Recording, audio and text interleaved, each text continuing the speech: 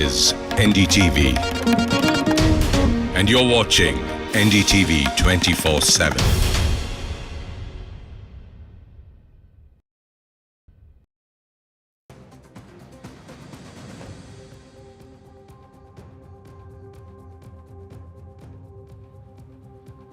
Very good evening. You're watching India Global. I'm Gauri Trivedi. As always, this is a show that gets you the views, the news and perspectives that matter to viewers around the world. But first up, as always, we get you the top stories.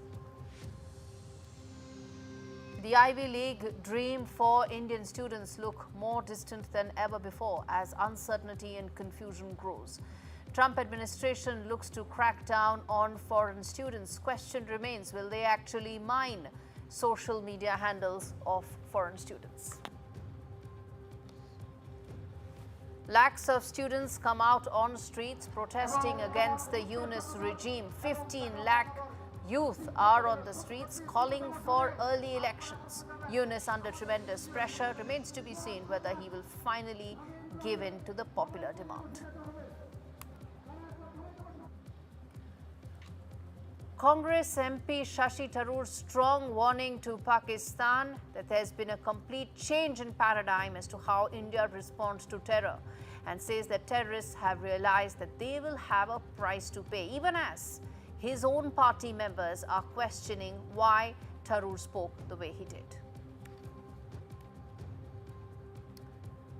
Shocking news coming in from Iran, where 3 Indians are reported missing. India urges Iran to urgently trace and ensure the safety of 3 of its nationals.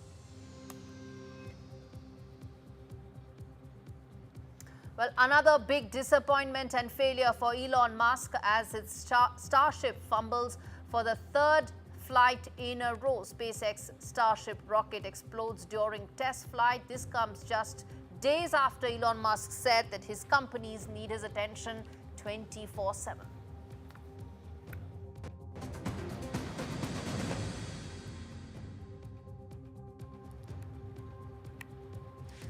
Viewers, with their dreams being put on hold, Harvard's Indian students are caught in a limbo after America's oldest university has lost its visa rights. Harvard, in fact, has been revered by generations and is now reeling under political fire. At the heart of this crisis are the dreams of hundreds of thousands of Indian students. That's right, viewers. The U.S. Department of Homeland Security has stripped Harvard of its SEVP certification, essentially barring it from enrolling international students for the current academic year. But this is not just about Harvard. This is far bigger than that. There are 6 lakh Indian students who apply for F1 visas. All of them are not going to Harvard. There are 3.3 lakh of them which are currently studying in the US. The growing perception that is there in the US right now is under Trump administration that foreign students are not welcome. International students, they may be contributing to the American economy, but still the numbers don't seem to add up when it comes to the Trump administration. Their futures hang by a thread. For many, this journey starts with sleepless nights and tight budgets. 30,000 rupees for service fees, 15,800 for the DS-160. Endless interviews, stress and sacrifice. We're talking about one specific case, but there are many such. And remember, in the last 24 hours, there have been conflicting reports, but very disturbing ones that indicate that there could be a complete pause on all visas that may be granted to foreign students. And that, of course, is, as I said, conflicting reports, but extremely important because India does send a very large number of them. The rules have turned ruthless.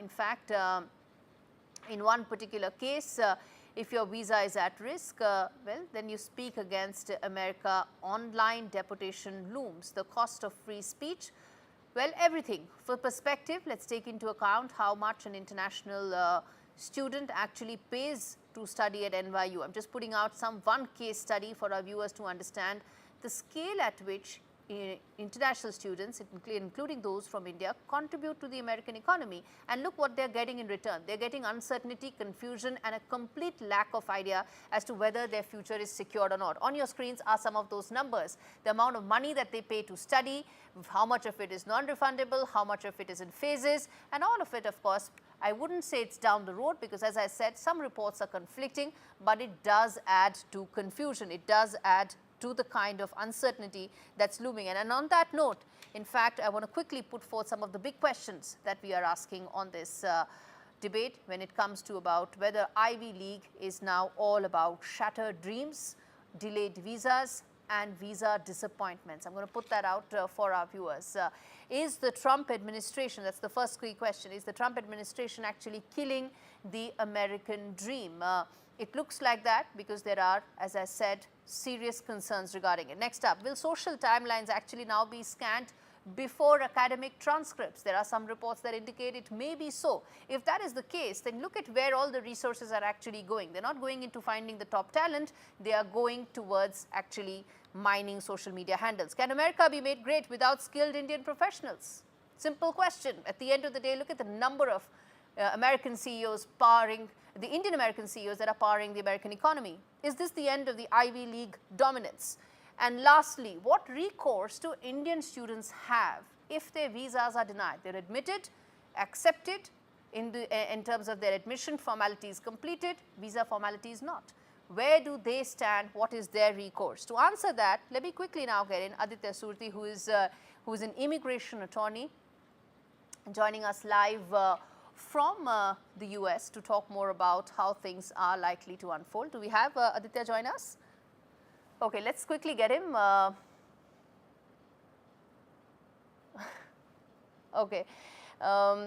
Aditya, good to have you on the show. Thank you so much for taking out the time to speak to NDTV. Let me start by asking you that while there is no official word on whether there is a pause on student visas by the American administration, there are reports indicating some of it, but it has added to another level of and a layer of complexity and uncertainty for students, isn't it? What should their recourse really be in times of such great anxiety and insecurity? Okay, it's a pleasure. It's a pleasure that I'm here on this platform. Well, let me make a couple of quick comments before I respond to that question. The first issue is that you have to understand the background of where the Trump administration's current policy as it relates to student visa revocation stemmed from.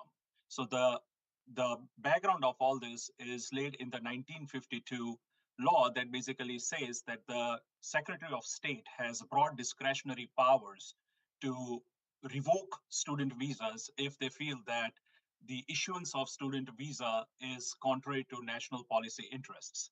Now, what the current administration has done is that it has used this law to randomly and rampantly revoke student visas. There are two particular categories of student visas that we have observed which are being revoked. One is the pro-Palestinian advocacy group, students who are involved in protests across the country, which this administration deems is adverse to its national policy interests. So those students are at the risk of losing their visas or getting their visas revoked.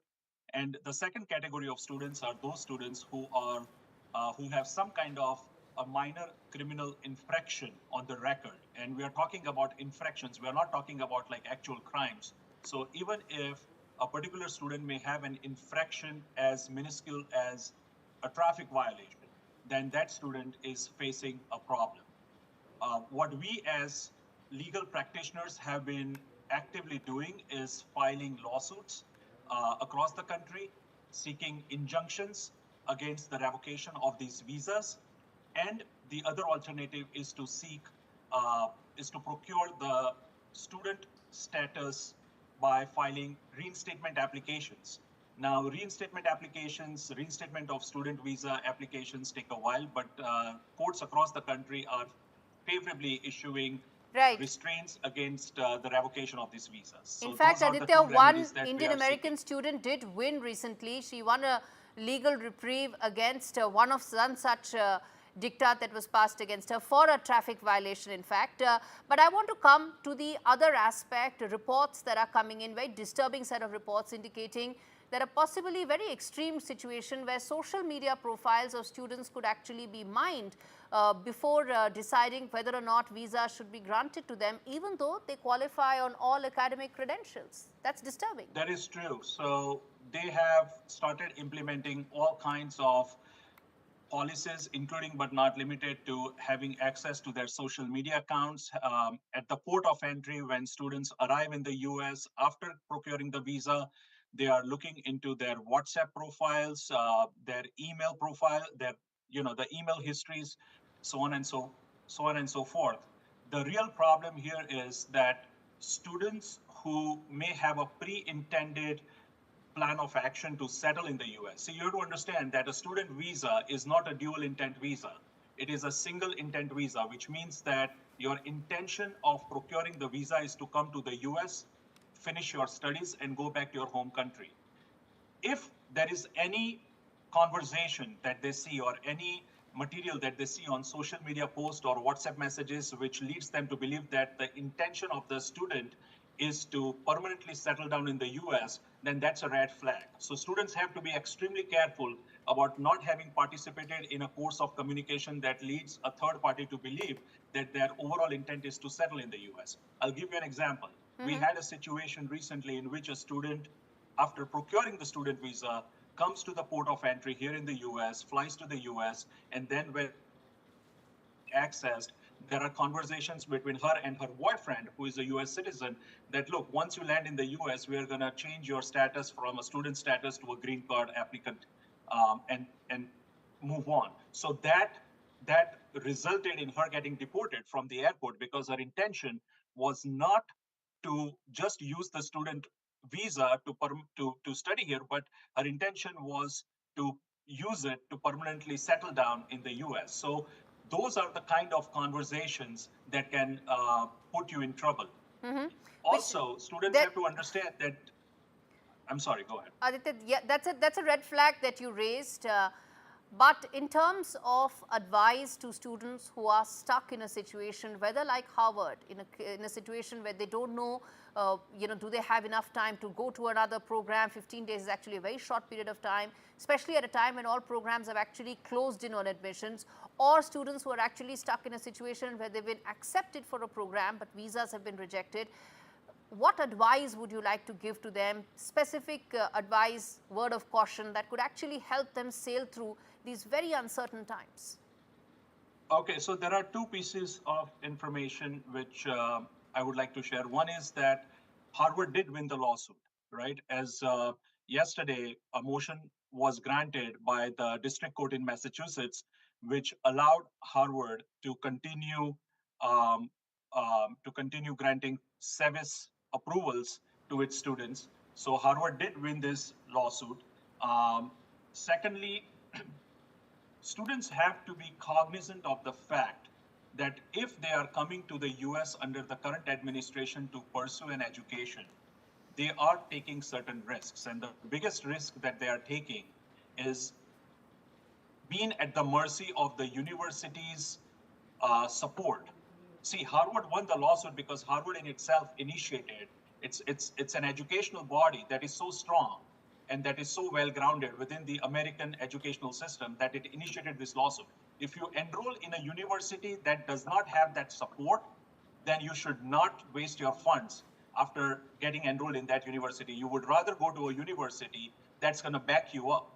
I'm sure Harvard did not charge thousands of dollars from these students to participate in this litigation. It did it on its own initiative. Harvard hired its own lawyers to file this lawsuit, and it won on behalf of its students.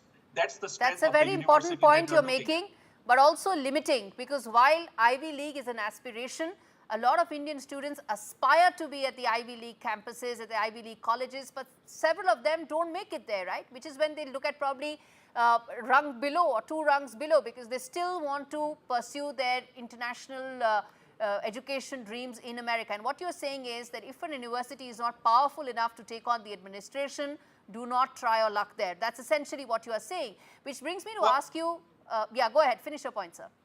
Yeah, that is one aspect of what I'm saying. The other aspect that I want to also share is that I agree with you that not everyone can get into an Ivy League. I get it. But students can get into a second tier or third tier university. What I'm trying to, the message I'm trying to convey is that avoid sham colleges. Some of the students do get into trouble because the colleges are quote unquote accredited, but they are not to the mark of where they should be. And they are primarily in the business of making money by harboring international students.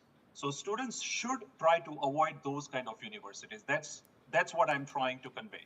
All right, very quickly, sir, before I wrap this up, which is that how much of some of the reports that are coming in about a pause in issuance of visas or the fact that social media profiles will be mined, how much of this do you think will actually stand in a court of law in the US, since everything that the Trump administration is taking in terms of decisions is being challenged legally?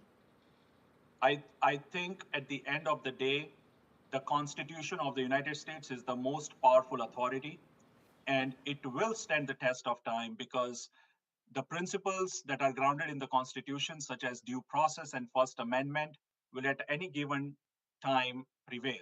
We have seen this historically, whether it is, during the Second World War, even during the Vietnam War. I mean, again, you have to look at the situation in the context of the times that we are in, and I firmly believe that the Constitution of this country is so powerful that it will help individuals like these students who are stuck in this mess to prevail through proper legal channels. All right, Aditya, I'll leave it there. Thank you so much for joining me and really explaining in detail, advising and cautioning several of those students who are caught in the crossfire of Trump's crackdown. On that note, we slip into a very short break. We come back and continue this discussion because, as I said, there are many legs to this story. Thousands of students and families are facing uncertain future. We come back and continue this discussion. Stay with us.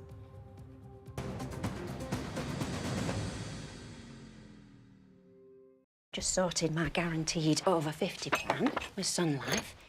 There's even a cash payout. Nice one. It's given me the confidence to look after myself. I've started learning jiu-jitsu. Come on! Search Sun Life Plan today and get a free gift card. For such gentle souls, working donkeys in the Middle East lead terribly hard lives. For such trusting animals, donkeys are too often abused and exploited. These sensitive, loyal animals often suffer the cruelest pain. This is the hard, painful life that donkeys in Egypt, the West Bank, Israel, and Gaza have to endure. Too often, it's not only a hard life, it is also a short one. But there is something you can do to make their hard lives much easier. Please call Safe Haven for Donkeys on 0800 144 5802 or go online and give a life-saving gift of just £2 a month. Safe Haven for Donkeys is dedicated to transforming lives in the region. Your gift means our mobile vet clinics can provide emergency treatment for injured donkeys. We heal wounds and ensure donkeys aren't suffering. We also work with local communities, helping them to look after and cherish their donkeys. You'll help make sure there's always a place at our sanctuaries for abandoned and abused donkeys who have nowhere else to turn. Please call 0800 144 5802, text SAFE4 to 84902, go online or scan the QR code and give just £2 a month and help change a donkey's life today.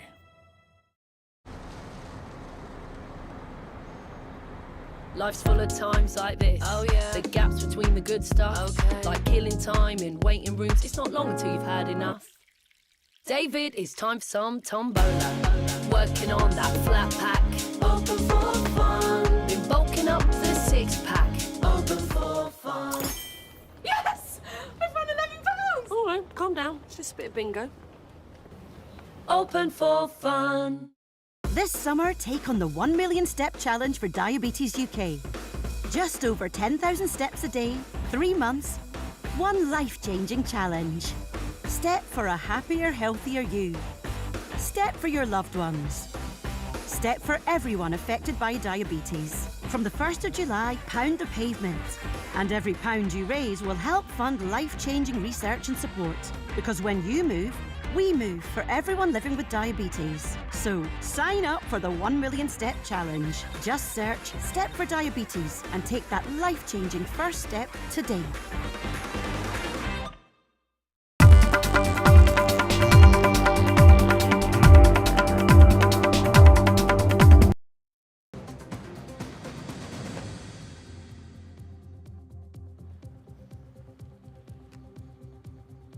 Viewers, we come back to discuss one of the biggest stories, which is the Ivy League dreams of thousands of Indian students, which are now facing visa nightmares.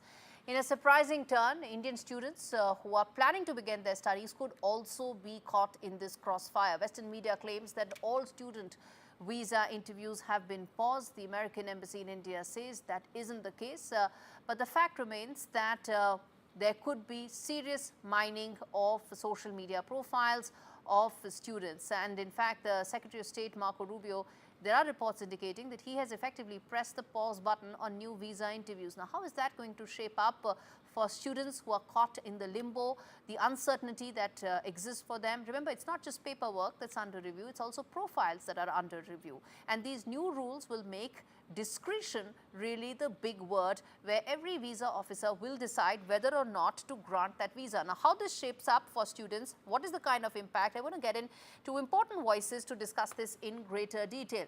Michael Wildis, who is an immigration lawyer and managing partner, joins me live, along with Mr. Naveen Chopra, who's founder chairman of the Chopra Group, company that actually advises a lot of students to actually go outside. And in fact, Mr. Chopra, let me start with you. As things stand right now, you advise a lot of students to evaluate opportunities in the US. A report like this, a policy decision like this, is bound to put thousands of students and their careers at risk.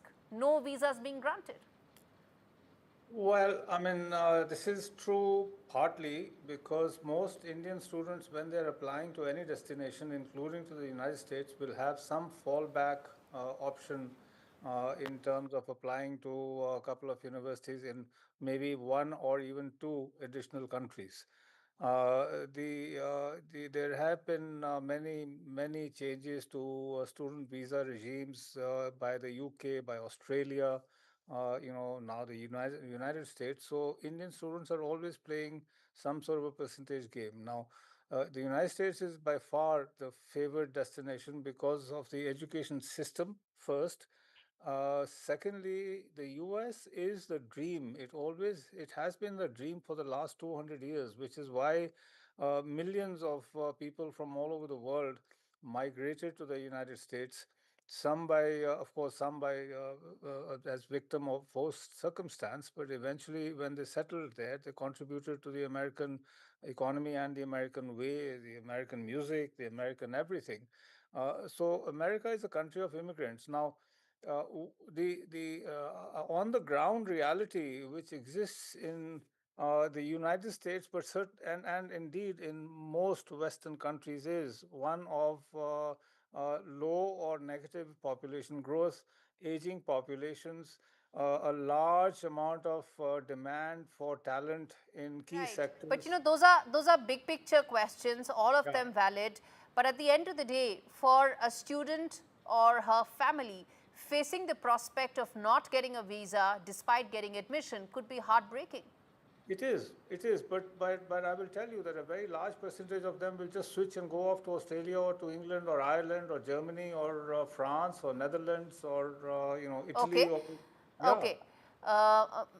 Michael, come in there. How do you see the impact there at a time when locally the mood is now moving away from just a crackdown on illegal immigrants to legal immigrants? That's what it's turning out to be, isn't it? Well, first, thank you for having me. My name is actually Michael Wilds. I'm a second-generation immigration lawyer. My father, my late father, Leon Wilds, actually wrote for a magazine called India Today on a weekly basis in the 1970s and 1980s. Okay. We're still on 53rd and Madison in Manhattan. Look, I'm a former federal prosecutor. I used to deport bad people, and then I joined my dad's practice, and my son is in the firm now, and we help people get visas, green card, citizenship, and we see this as an impactful time, particularly for the Indian community, where it's not only the hub of the tech part of our academia, but it invades everything from the STEM, the science, technology, engineering, math, and the creative, because the underpinnings of every field are heartfelt from the Indian community. But let's pull the lens back if we can. And again, this former federal prosecutor, and I teach in a law school, is going to give you a little information. I think that will be impactful. Harvard is not doing enough against anti-Semitism. And the president is pushing pressure points to make sure they do something. Now, your viewership may not know this, but everybody's emails and social media is being taken anyway from the State Department when you make visa applications. So they have the information. And they're pushing buttons, as the last speaker that you had on, that are proper. A F1 student visa is not a dual intent visa. Therefore, if you're going to cause harm, that we're not talking about publishing your opinion. You're allowed to have an opinion for or against anything you want, but you're not allowed to stop Jewish students from going into school. Absolutely. You're There's no not allowed- debate there, sir. There's no debate, which brings me to ask you quickly that Sure. while Harvard may not be doing enough to crack down on anti-Semitism, it's the students, like thousands of Indian students, who are caught in the crossfire. They didn't do any of Right, but this, but they are the ones bearing the brunt. I agree, but it's unfortunate, and it is a pressure point, because the F1 student visa is in the weakest station of the lexicon of visas, and it's up to the Indian community to find other schools that do not have this kind of experience, to either change their status if they're caught in the crosshairs, as you indicated, or for other impending school, students that want to come to go to schools that permit proper discourse for all students. This is not an entitlement to get a student visa. And Indeed. It's not unfortunate just for the Indian community, it's unfortunate for the world around us. And the shame of all of this is that these are the buttons left to the president to have to push Right. in an area of academia. And let's not forget, these students need to find a way to onboard into Absolutely. the workforce. And it is an important community to at least enfranchise and educate how they can navigate around these Absolutely. times. All right, I'm going to leave it there. Thank you so much, gentlemen, because this is a story that I'm going to keep coming back to simply because it impacts thousands of students and their families. Thank you so much for joining me today on India Global. On that note, viewers, it's time to slip into a very short break. We come back with lots more on the other side. Stay with us.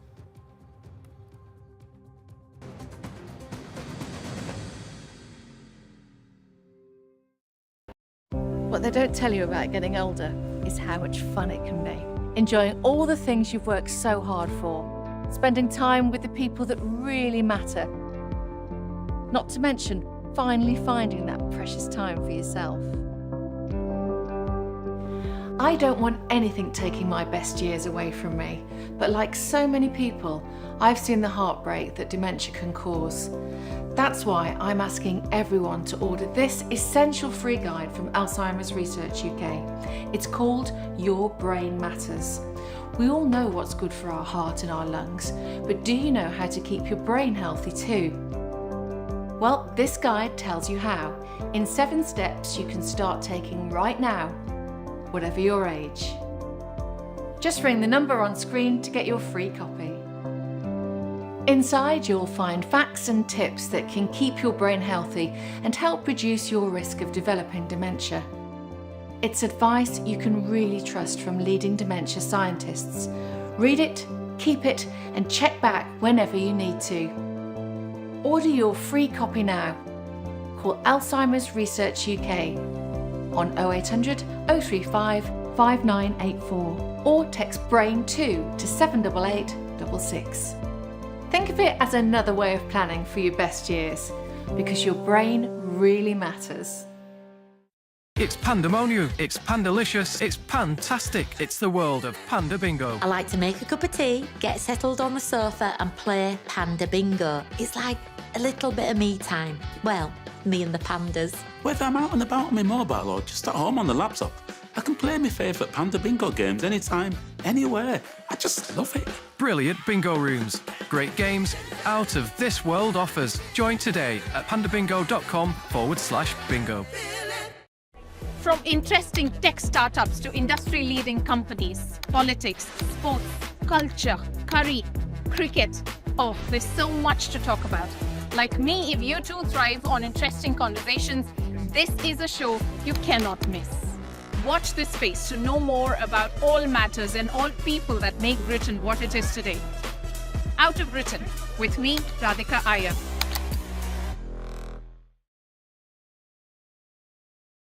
In today's interconnected world, India's voice is more crucial than ever. When India speaks, the world listens. At NDTV World, we are that voice, bringing you intelligent and insightful news from India and beyond. From geopolitics and diplomacy to economic shifts, migrations, tech disruptions, and the stories of our diaspora. We cover the news that shapes our global future. NDTV World.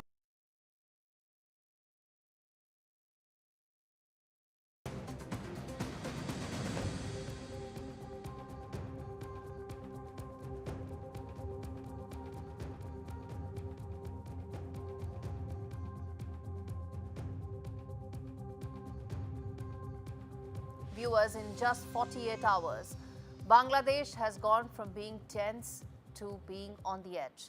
Mohammed Yunus-led interim government is facing a full-blown crisis and possibly even a national revolt. 2 secretariat lockdowns. University teachers have put down their pens. Bureaucracy is boiling. National teachers have also joined the protest. Factories are bleeding and the economy is teetering on collapse. In fact, all this as 1.5 million protesters have been on the streets protesting against Mohammed Yunus. Led by the youth wings of BNP, they flooded the streets and their chant is very simple, that they want elections to be held as promised. In fact, BNP has been leading this charge against Mohammed Yunus, demanding elections to be held at the earliest. In fact, all this while, Mohammed Yunus is not in Bangladesh, he's actually in Japan.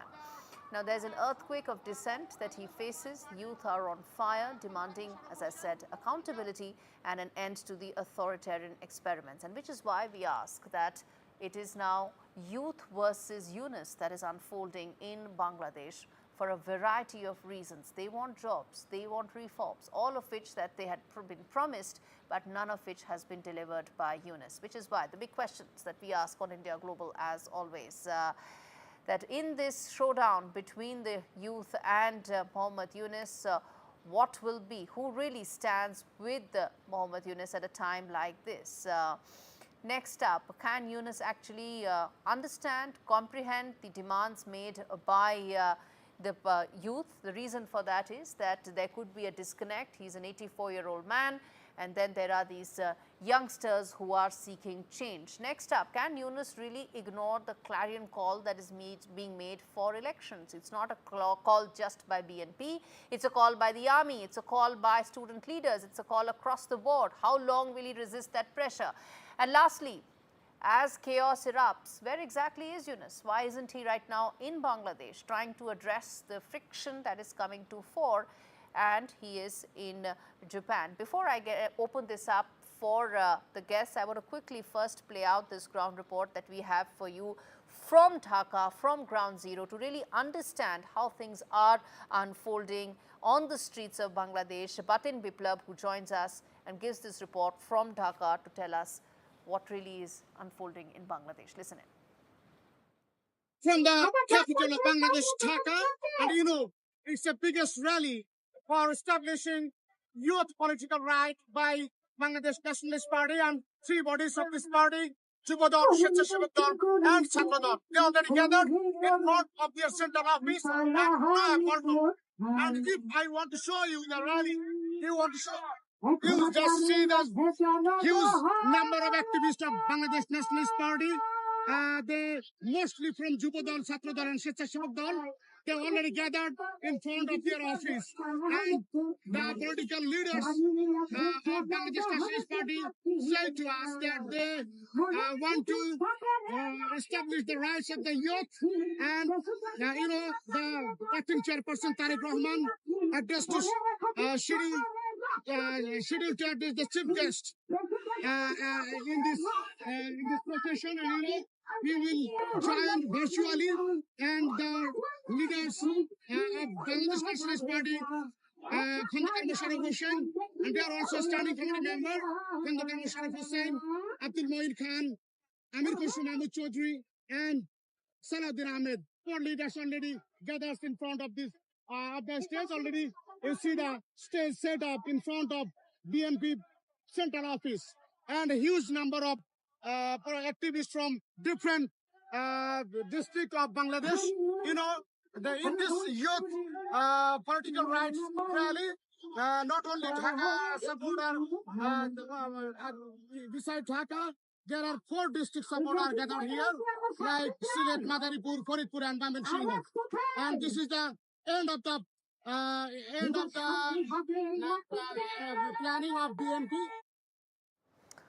All right, Faisal Mahmood and Padma Rao joined me to talk more on what is unfolding right now in Bangladesh. We played out that report where we saw just streets and streets of people trying to now comprehend that how long are they going to put up with what's happening, given that they were promised change. Faisal, let me start by asking you, as things stand right now, Mohammad Yunus is facing pressure from multiple fronts, isn't he? Whether it's the teachers, whether it's the bureaucracy, whether it's the youth who are on the streets, or whether it's the political party, the only one that is allowed to actually contest the election, BNP.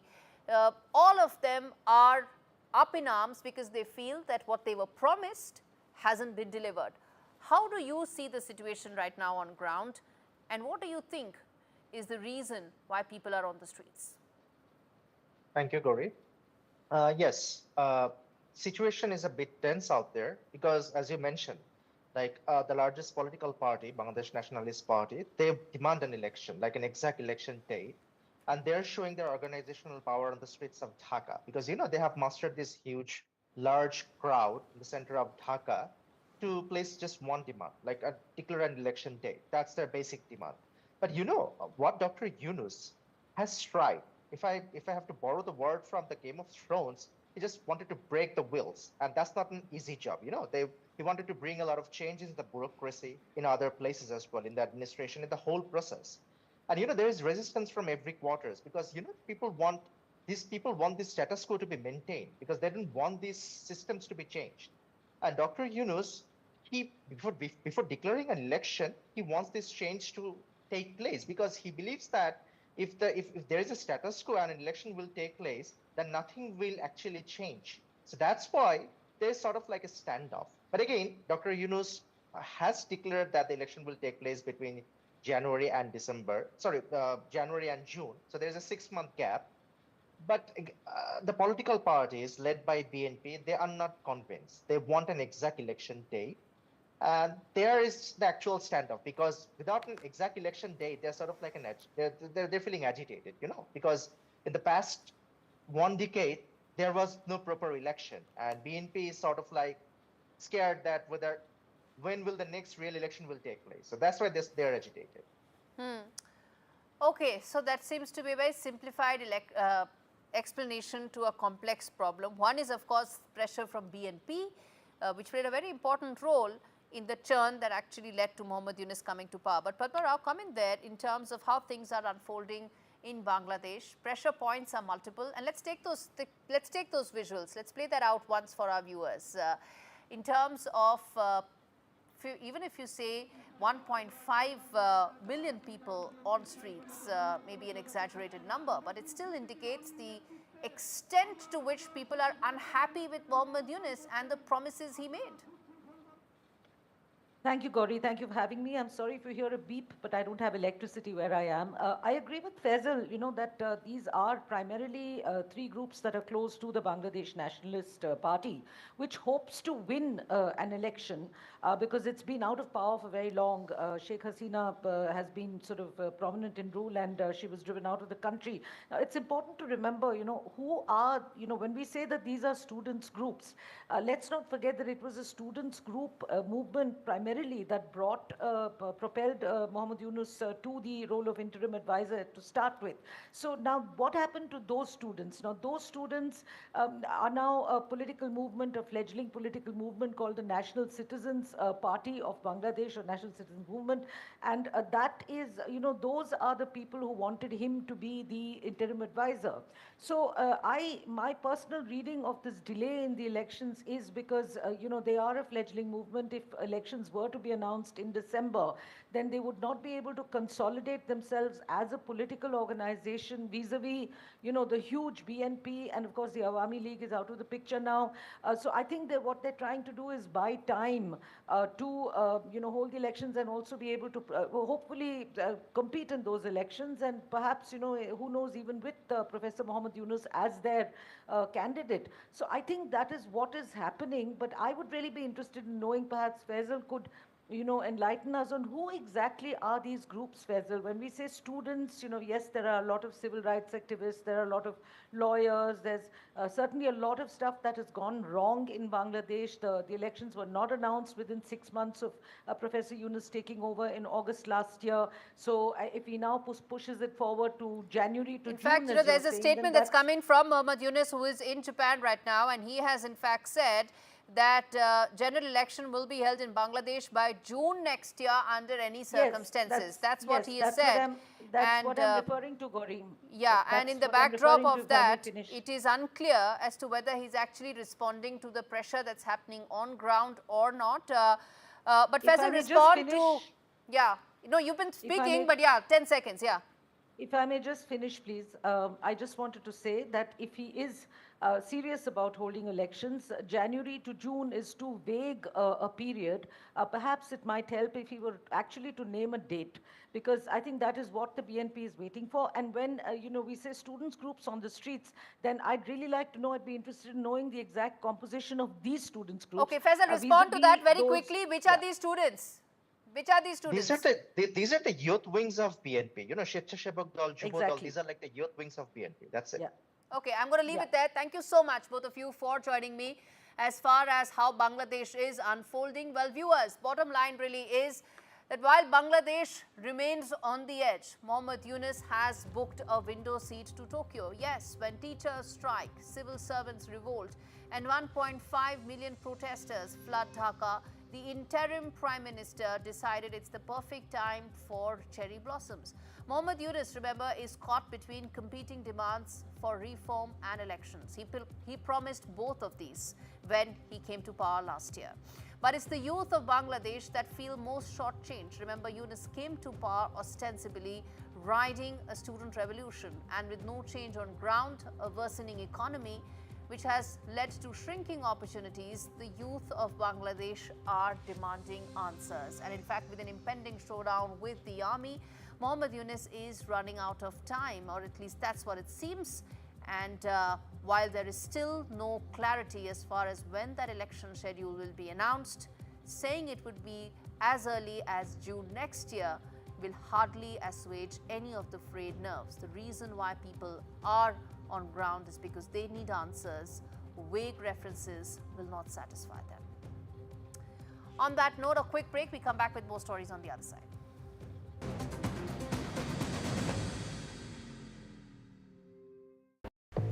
It's funny that with unexpected bills, like your car breaking down, a dude on a white horse never comes to save you.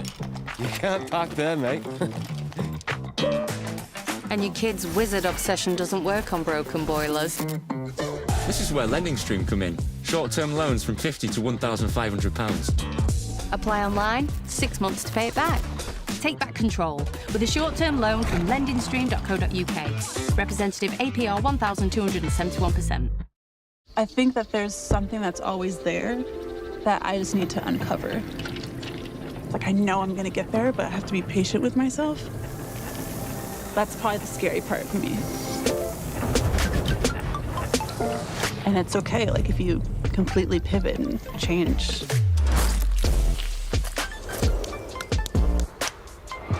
You know, you have to be comfortable with that.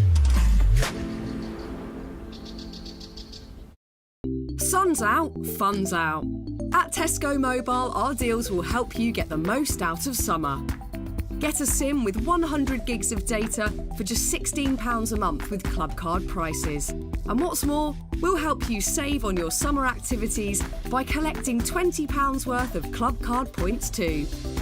How you choose to spend them is up to you. It pays to be connected. Search Tesco Mobile. Every little helps.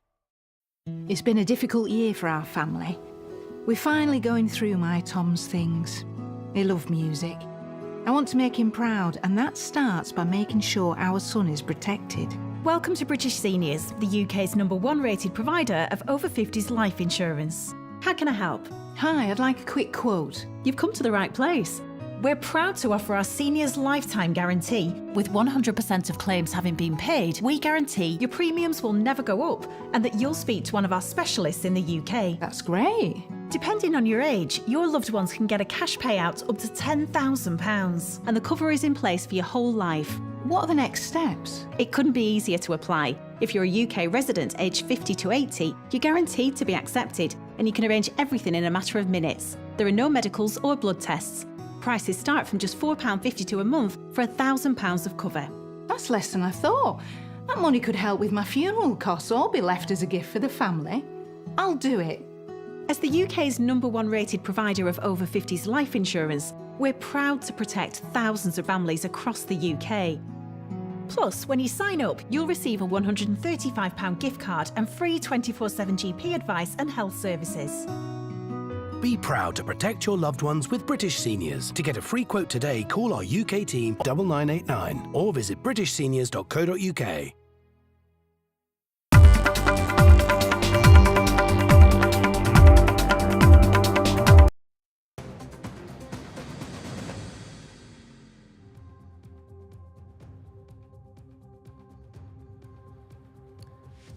Terror will be met with a price. Those were the thunderous words that came in from Congress MP Shashi Tharoor, and this time the world heard them loud and clear in Panama City in a fiery address soaked with grief and fury.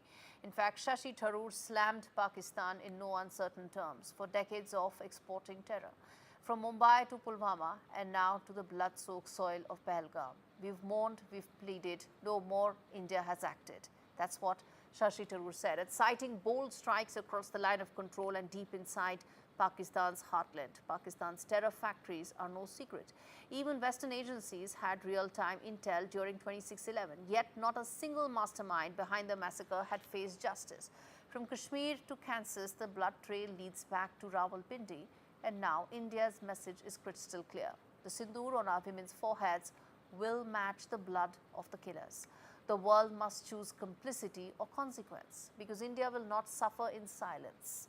And Panama responded with support, saying it stands with India in the fight against terrorism. I want to first play out this soundbite of Shashi Tharoor, and then we of course move on to the fact that nothing in India happens without politics of it, including what Shashi Tharoor said when he slammed Pakistan.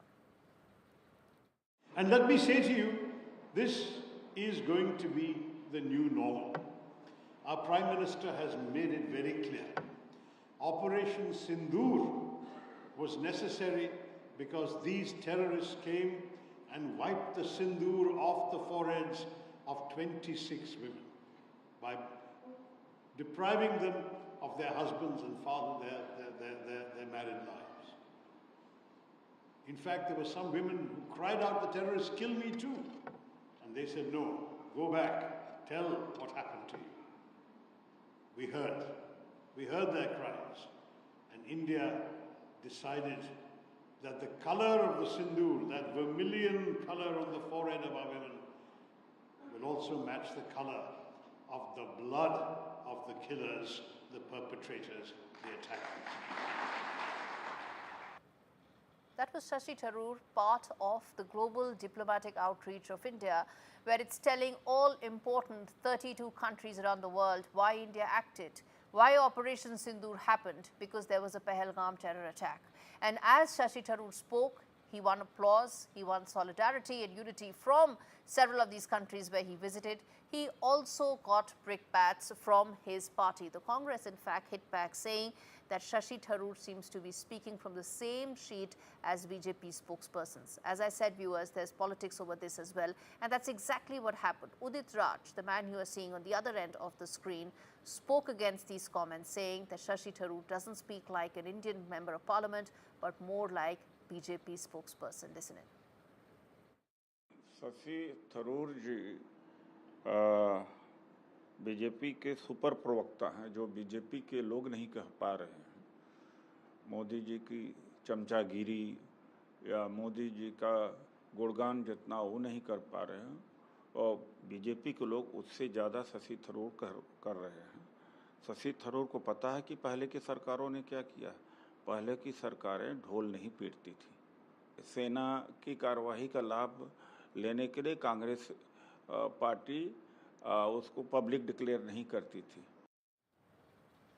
The spotlight is now on securing an interim trade arrangement between India and the US before finalizing the first phase of their bilateral trade pact. Source-based information seems to suggest that both sides are aiming to reach some sort of a broad trade framework by the 25th of June, ahead of the 9th of July deadline, when the US may reinstate a 26% reciprocal tariff on Indian goods. That tariff, imposed on 2nd of April, is currently suspended. Until then, Indian exports continue to face a standard 10% baseline tariff. Now, the urgency reflects both countries' intent to avoid renewed trade friction, keep up the momentum under the India-US Compact framework, which focuses on advanced technology and several other aspects. How soon can that happen? What will be the shape of this? And why this has larger ramifications? Foreign Secretary Vikram Misri is in the US, and to decode all that, my colleague Mohammad Ghazali joins me on the show. Now, Ghazali, this is an important meeting that's taking place. We spoke about it yesterday in terms of the expectations of it. Some positive developments and reports indicate that maybe more than incremental progress has been made. Talk to us. What are your sources telling you? See, there is a timeline of the events which are happening. Like last week only, the Special Secretary of Commerce Ministry, Mr. Rajesh Kumar, who is also the Chief Negotiator, he concluded his visit to United States after negotiating with his counterparts in the US Trade Department. We also know Piyush Goyal, the Union Commerce Minister, he had paid a few visits to United States. Also, Union Finance Minister Nirmala Sitharaman also visited US this year after Prime Minister Modi's visit in Feb earlier this year. So, all these ministers, all these chief negotiators from the Commerce and Finance Ministries are visiting and negotiating with their US counterpart for a bilateral trade agreement. But what is the recent development is that India and US are looking forward for an expected interim trade agreement between the two countries by 25th of June, because we know that that 26% reciprocal tariff which US had imposed has been paused till 9th of July, and after that perhaps it will kick in again. But before that, interim agreement will give a blueprint of what the final BTA between India and US could look like. And we are also learning that a team of US experts or diplomats related to the commerce sector, the commerce ministry there, they are also expected to visit India, and this progress of discussions will move forward once they visit India and meet their counterparts in Delhi. All right, Mohammad Ghazali, we leave it there. Thanks much for speaking to us. Well, viewers, at the end of the day, it's important to point out that Misri's meetings are a follow-up. In fact, he also met US Undersecretary Jeffrey Kessler to explore new opportunities under the India-US Compact Initiative, which was launched during Prime Minister Modi's visit to the US earlier this year. And these meetings are seen as a follow-up to the momentum that both sides have been able to break and build in terms of the trade opportunities that they have identified. All right, shifting focus now to SpaceX. Well, it launched Starship on its 9th test flight, a crucial test mission after 2 previous failures. The flight, in fact, started smoothly, but Starship encountered some issues in orbit. The first stage Super Heavy booster exploded shortly before its expected splashdown, and fuel leaks on the upper stage vehicle caused it to spin uncontrollably before its planned re-entry through Earth's atmosphere. Now, this comes at a time when Elon Musk has made announcements that his companies need him back 24/7. There have also been comments that he made about a month back that he would now be going back from DOGE to his companies. So he wants to go back to running his companies, but at this stage there are back-to-back failures that he needs to address. Maybe he needs to spend even more time on his companies and less on any other political agenda that may have occupied his mind earlier. All right, on that note, completely timed out in this edition of India Global. Thanks so very much for watching.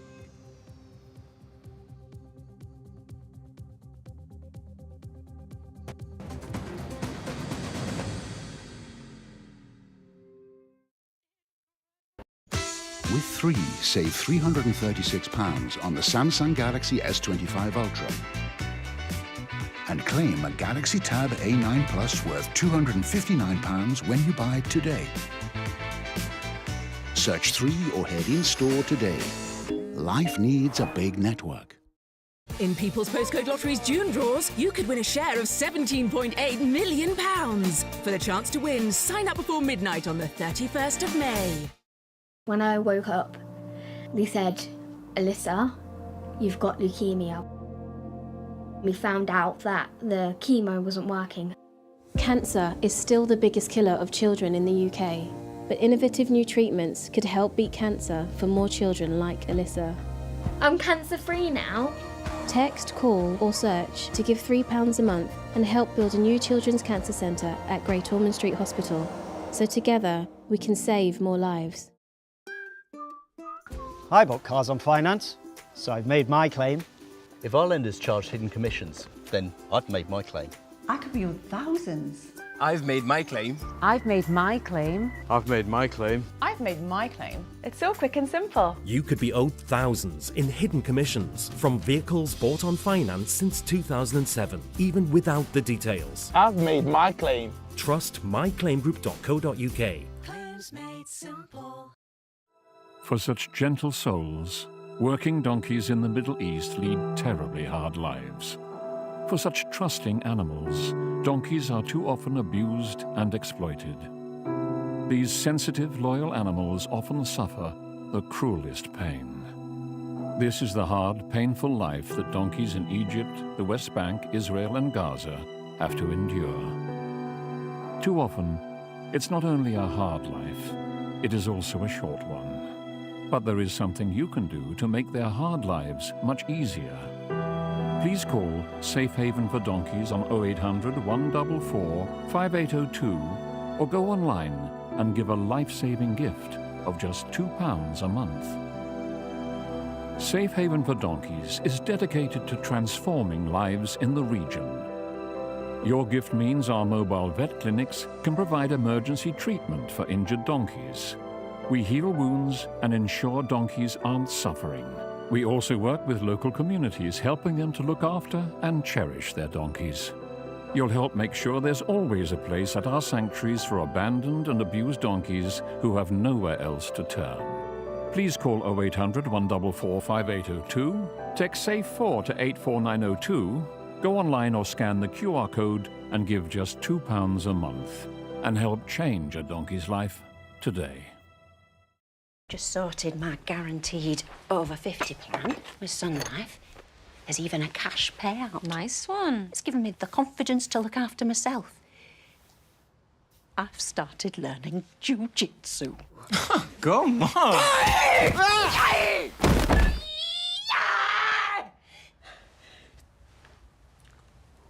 Sorry, love. Sensei's turned me into a lethal weapon. Do you need a doctor? Oh, no. With Sun Life, there's no medical questions. Search Sun Life Plan today and get a free gift card. On his way to the Rajya Sabha had said Kannada was born from Tamil at a function to launch his film Thug Life.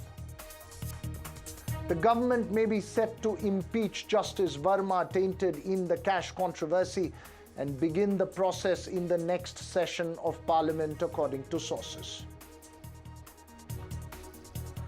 BJP leader in Manipur, Tokchom Radhesham Singh, claims the support of 44 MLAs in the state after meeting the state's governor. The state has been under president's rule since February. Well, first up this evening, to our focus on what's being feared to be a spiral of retaliatory and communal murders in Dakshina Kannada district of Karnataka.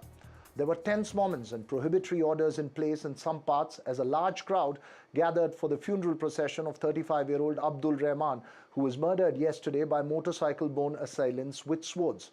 Rahman's murder comes just weeks after the public hacking of Sangh Parivar activist Suhas Shetty, who was in turn accused in the 2022 murder of Mohammad Fazil, which in turn was linked to another murder which happened earlier.